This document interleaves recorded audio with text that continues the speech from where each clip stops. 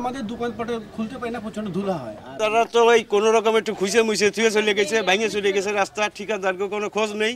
আপনার একজন রোগী নিয়ে যদি আমি হসপিটালে যাই, সদর হাসপাতালে যাই, রোগী যাইতে যাইতে থাকে না থাকে অনিশ্চিত অবস্থা। ডেলিভারি রোগী থাকলে মাঝে মাঝে আমাদের গাড়িতে ডেলিভারি হয়ে যায়, এই সময় বলা যেত। 2 দফা সময় বাড়ানো হলেও সড়কে নির্মাণ কাজ নিয়ে শঙ্কিত বাগেরহাট সড়ক বিভাগ। 4টি প্যাকেজের মধ্যে একটি প্যাকেজের কাজ বন্ধ থাকায় প্রতিনিয়ত ছোট বড় খানাখন্দে ভরা বাগেরহাটের দশানী রামপাল মোংলা সড়ক। দুর্ভোগ থেকে রক্ষা পেতে দ্রুত নির্মাণ কাজের দাবি জানান সড়ক ব্যবহারকারীরা। নির্দিষ্ট সময়ের মধ্যে সাড়া না দিলে একটি প্যাকেজের কার্যাদেশ বাতিল করা হবে বলে জানান সড়ক বিভাগের নির্বাহী প্রকৌশলী। দীর্ঘদিন ধরে বাগেরহাটের দশানী রামপাল মোংলা আঞ্চলিক মহাসড়কটি বেহাল অবস্থায় ছিল, যানবাহন চলাচলে অনুপযোগী হয়ে পড়ে। এলাকাবাসীর দাবির প্রেক্ষিতে 33.87 কিলোমিটার দৈর্ঘ্যের এই সড়কটি প্রস্থ সম্প্রসারণ ও সংস্কারের জন্য 2022 সালের আগস্ট মাসে 4টি প্যাকেজে 3টি ঠিকাদার প্রতিষ্ঠানকে কার্যাদেশ দেওয়া হয়। 2 দফা সময় বাড়ানো হলেও মাত্র 30 ভাগ কাজ করে 10 কিলোমিটার সড়কে প্রায় 7 মাস ধরে মাহবুব ব্রাদার্স নামের ঠিকাদারি প্রতিষ্ঠানের কাজ বন্ধ থাকায় জনসাধারণের চলাচলে দুর্ভোগ বেড়েছে। খানাখন্দ, ভাঙাচোরা ও আচমকা মোড়ের কারণে এ সড়কে প্রতিদিনই ঘটছে ছোটখাটো দুর্ঘটনা। যানবাহন তো দূরে থাক, পথচারীদের পায়ে চলাচল করাই দুষ্কর হয়ে পড়েছে। এছাড়া ইজি বাইক, মাহেন্দ্র সহ বিভিন্ন যানবাহন চলাচলকারীদের পড়তে হচ্ছে ভোগান্তিতে। বিড়ম্বনায় পড়ছেন বৃদ্ধ, নারী ও স্কুল কলেজগামী নানা বয়সী মানুষ। অন্তর্বর্তীকালীন সরকারের কাছে দ্রুত সড়ক নির্মাণের দাবি জানান সড়ক ব্যবহারকারীরা। এই যে অসুবিধা বা এই সংখ্যার কোনো শেষ নেই। এই রাস্তাটা এত দিন ধরে এতভাবে যে আপনার মানে অবহেলিত, কেন আমার মাথায় জিনিসটা ঢুকতেছে না। এই এখানে দিয়ে একটু ফুটা করে, এখানে একটু ফুটা করে, ওদিকে করছে আপনার এক জায়গায় 1 কিলো, এক জায়গায় 1/2 কিলো, কোনো জায়গায় রাস্তাটা সম্পূর্ণভাবে করা না।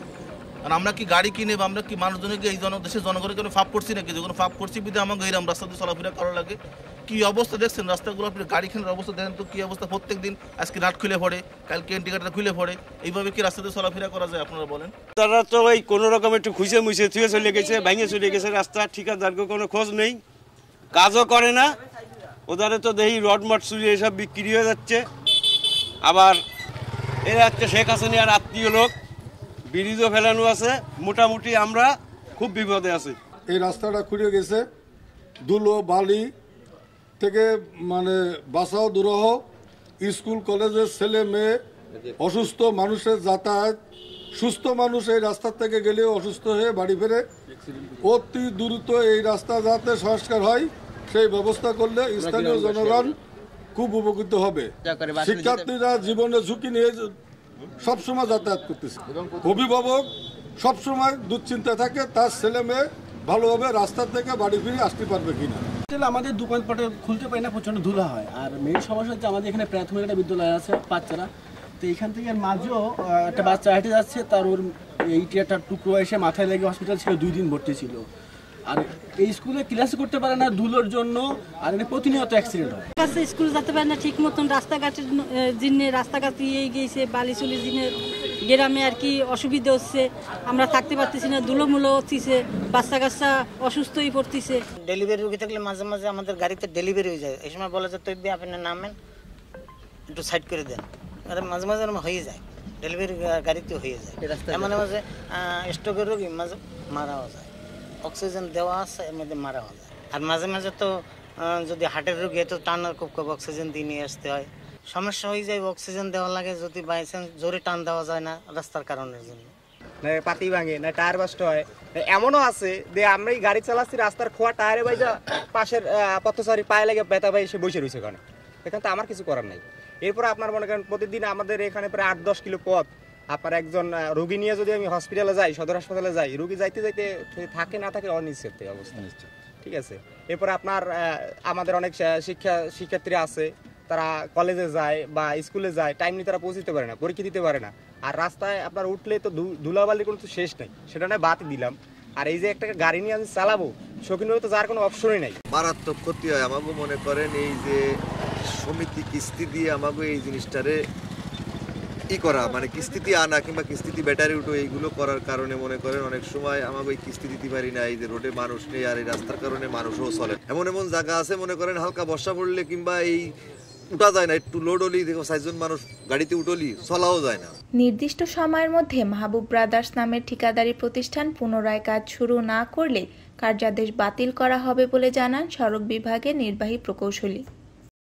তো আমাদের 4টে প্যাকেজের মধ্যে 3টে প্যাকেজের অগ্রগতি ভালো, কিন্তু প্রথম যে প্যাকেজ 10 কিলোমিটার এটা মাহবুব ব্রাদার্স নামে ঠিকাদারি প্রতিষ্ঠান করছে, তো তাদের অগ্রগতি সার্বিকভাবে কম আর কি। তো এই জন্য আমরা একাধিকবার পত্রের মাধ্যমে তাদেরকে অনুরোধ করা হয়েছে, মৌখিকভাবে বারবার বলা হয়েছে, তারপরেও এখন পর্যন্ত হয়তো উল্লেখযোগ্য বা সন্তোষজনক অগ্রগতি হয় নাই আর কি।